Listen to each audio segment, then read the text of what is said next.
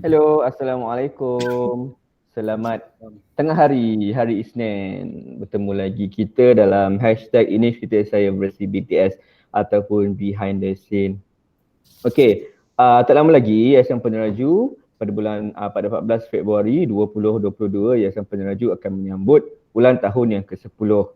10 year anniversary Yayasan Peneraju. So towards celebrating our 10th anniversary tu, kita akan berkongsilah sedikit sebanyak mengenai kisah realiti, aspirasi dan inspirasi warga Yayasan Peneraju. Bila kita cakap behind the scene ni, kita akan ceritalah departmen mana yang bertanggungjawab, siapa yang bertanggungjawab, siapa buat itu, siapa buat ini, semua itulah.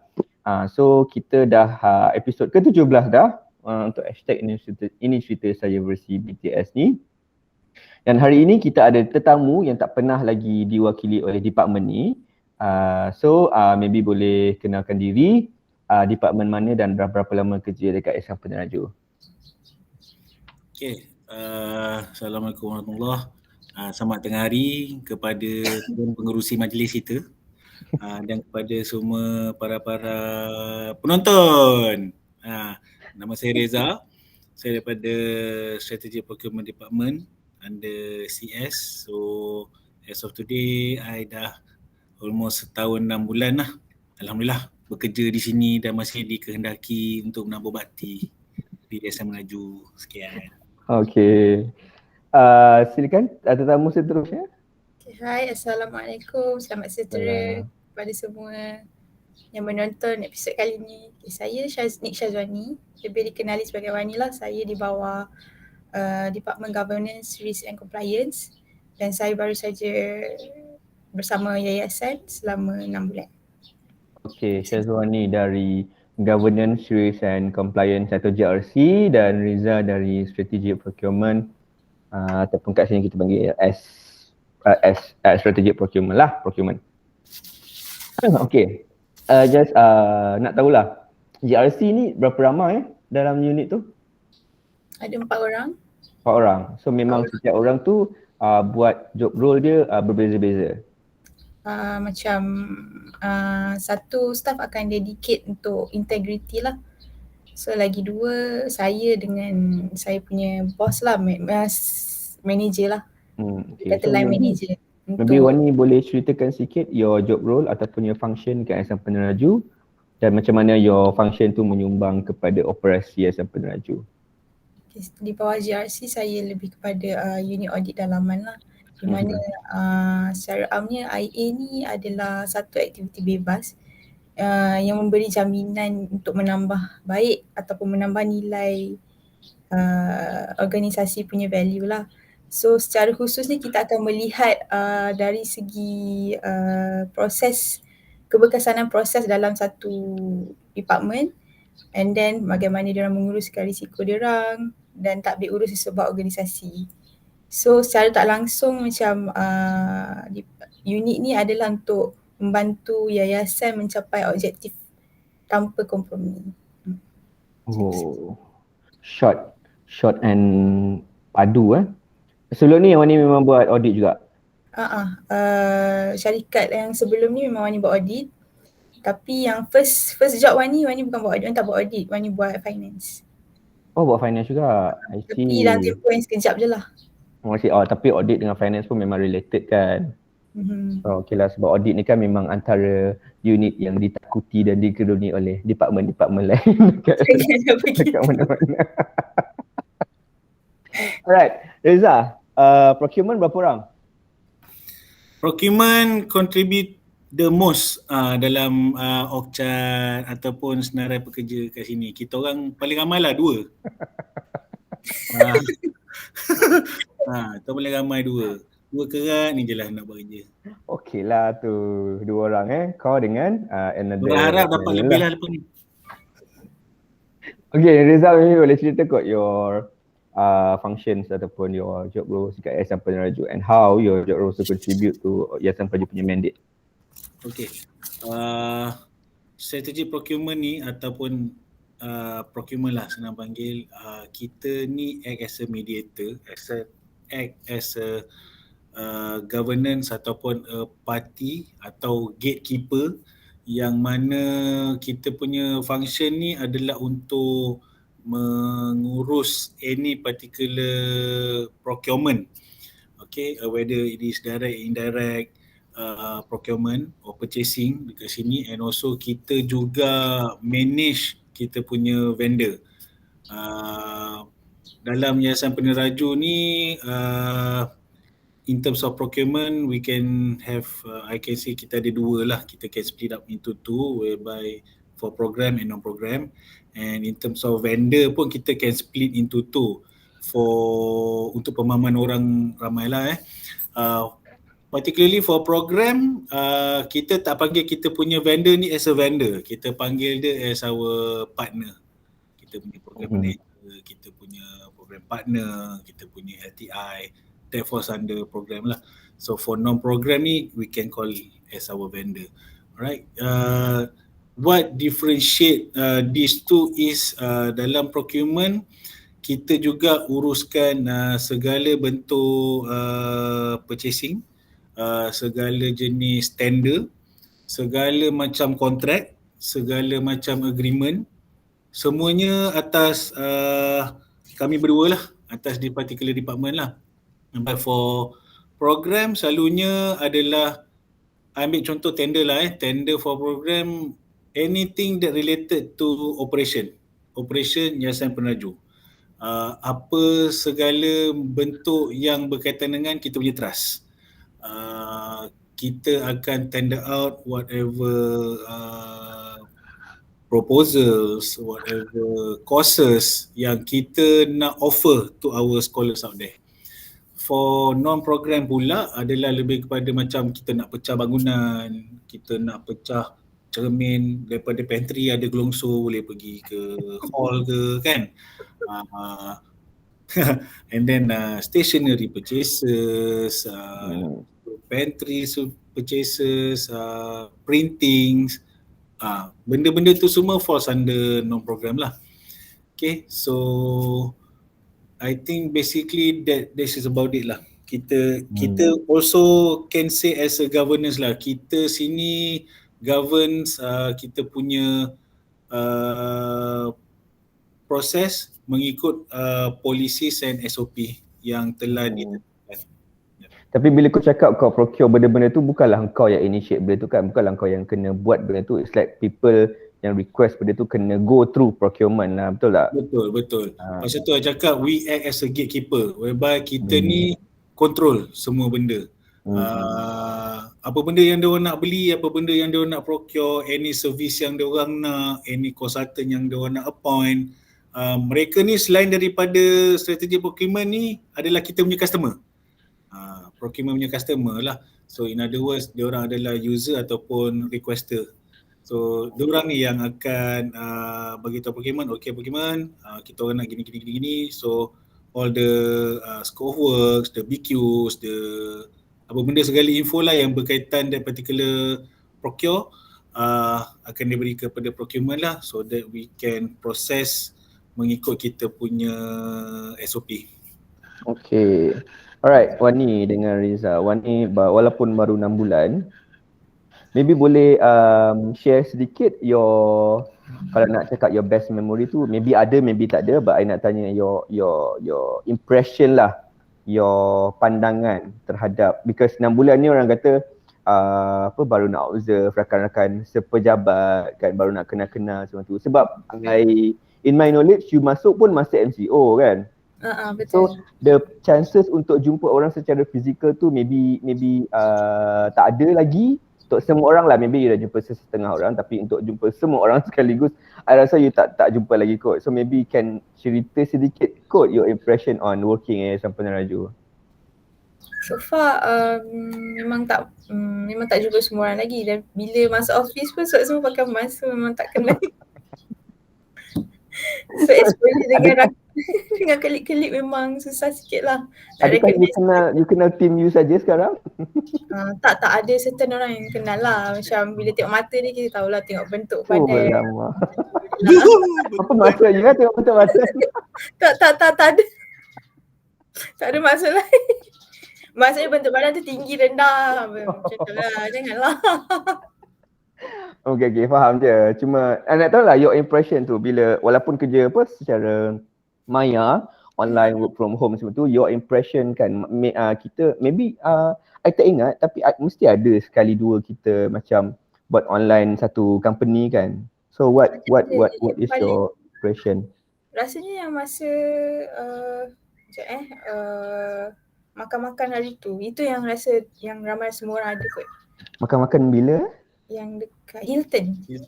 Oh, okay. Oh, itu first time you jumpa semua orang? Rasanya. Okay. Rasanya. Sebab semua orang ada kat situ kan masa tu. Okay. So apa pandangan you terhadap kami?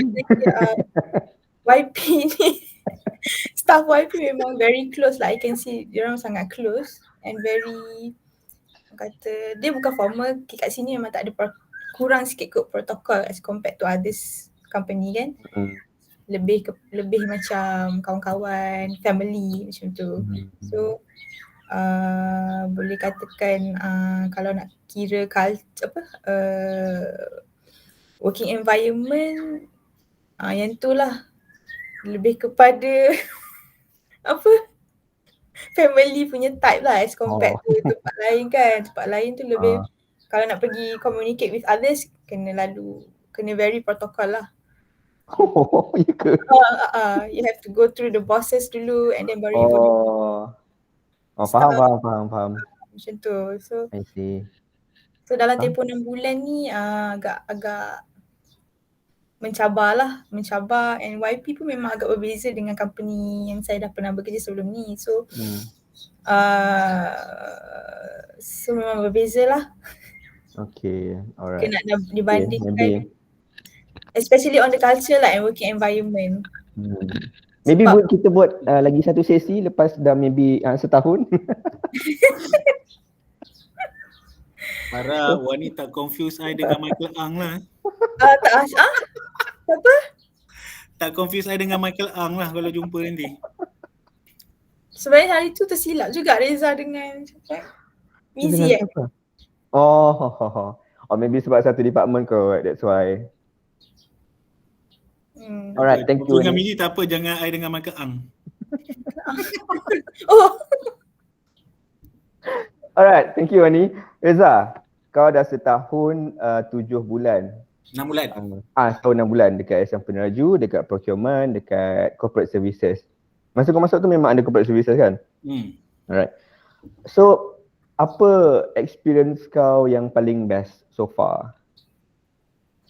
Ataupun experience kat sini Ya, betul. The way we work, our culture, the way we bond among each other, and especially apa yang procurement kat sini buat lah. Okay. Mula-mula masuk dulu sedikit culture shock, mula-mula je sebab previously from my experience sebelum ni since 2003 bekerja under procurement, kita kena jimat duit. Cost saving. That's part of the KPI. Tapi dekat sini kena spend. Kau tak spend duit tu kau berdosa. Kena spend. So mula-mula tu macam freak out jugalah. Serius lah kat sini kena spend je duit yang dapat ni kan. Sebab sebelum ni kena save duit. Kat sini kena spend. Jadi itu adalah benda pertama yang aku rasa quite surprise lah kat sini. Secondly, what I've been experiencing is macam saya cakap tadi, the culture kerja kat sini best.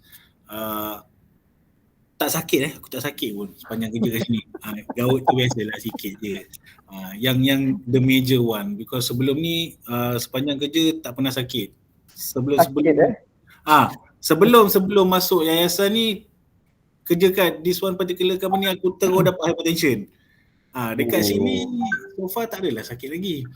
Alhamdulillah lah, harap-harap berkekalan lah kan. Belum lah kot, belum lagi. Maybe lah, harap-harap tak lah. And then apa yang aku suka lagi satu dekat sini adalah kita punya bonding. Macam Wani cakap tadi, dekat dia punya company sebelum ni kena go through each level. Kat sini tak ada, kita boleh langgar je. Kalau jangan- gaji boleh. Mana Janganlah. gaji leceh boleh. Janganlah cakap langgar. Kan? Tak adalah Tak maksudnya adalah, kita ini ada lebih lagi kita casual boleh. lah kan. Yes. Hmm. Tak adalah protokol sangat macam Mhm. nak jumpa Muzammil pun boleh direct je ketuk pintu masuk. Hari jumpa Dr. Aminah, tak ada masalah. Even kalau diikutkan based on my experience dalam any organisation, ada 3 department je orang betul-betul takut. HR, finance, procurement. Audit satu lagi. Aku pun nak tambah. Tapi dekat sini procurement orang tak takut. Sebab kami berdua ni macam camp best lah. Kita orang baik, kita orang friendly. Dulu aku takut kot procurement. Aku takut Mizi lah, aku takut Mizi. So Mizi kan macam bonzer kan. Takut ya aku dulu dengan dia. Tapi lama-lama okey lah. Bukan apa. Because procurement ni kita is the gatekeeper dekat sini. Kalau procurement tak ada, if procurement punya kerja tidak mengikut SOP yang diberikan, jahanam boleh dikatakan akan tergolek lah company ni nanti. Betul lah, sebab procurement ni dia merupakan one of the critical departments lah dekat mana-mana company pun. So kalau tak ada procurement tu macam anything can go wrong lah sebenarnya. Procurement department ni adalah favourite department untuk audit. Betul ke? Internal audit ke, external auditor ke, jabatan audit negara ke, masuk reserve. Every year nama procurement mesti ada dalam list nak kena audit. Of course lah, department penting mestilah kena lalui juga benda-benda macam tu kan. So itulah my experience so far setakat setahun lalu di sini kan. Key point dia aku dapat kat situ tak pernah sakit je belum sakit lagi. Yang usi-usi kecil-kecil tu biasalah. Alright. Nak tanyalah. Okay, tahu kan Yayasan Praju ni kita ada offer banyak programs. Online courses, short courses, semua tu kita ada offer. So kalau lah diberi peluang untuk korang apply satu program dekat Yayasan Peneraju ni, apa yang korang nak apply? To me definitely not scaffolding lah.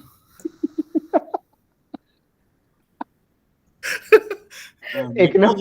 Why not? Why not?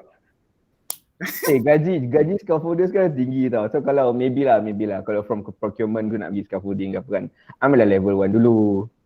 Kita orang kata apa sekarang, upskill dengan reskill kan. So kalau kau ada procurement pergi scaffolding, kau kira reskill lah tu, tambah skill baru dekat ni. Tapi kalau ada offer program macam gunting rambut, aku nak gunting rambut. Tapi aku nak bahagian sideburn je. Dia specialist bahagian sideburn. Okay lah. Wani pun nak jadi barber ke Wani? Macam setuju sangat tu. Macam jadi hair stylist ke, ada ke? Kalau make up ke? Skills like that lah korang minat. Kemahiran lah kita panggil lah. Kalau dia beri peluang lah, I would like to take part dekat program project management lah kalau ada.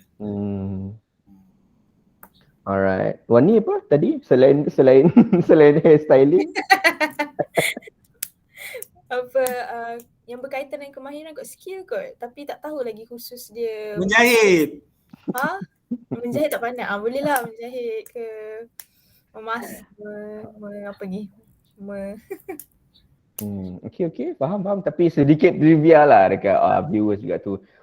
Program yang kita offer ni based on kita punya analysis dengan kita punya advisory council and also industry players juga. So whatever programs yang kita offer adalah mengikut demand orang kat luar sana. So maybe kalau insyaAllah in the future ada demand untuk barber, hairstylist kan, maybe kita akan buka insyaAllah, kita tak tahu, we will never know, never say never kan. Syafiq tolong kalau dengar ni benda skill. Right.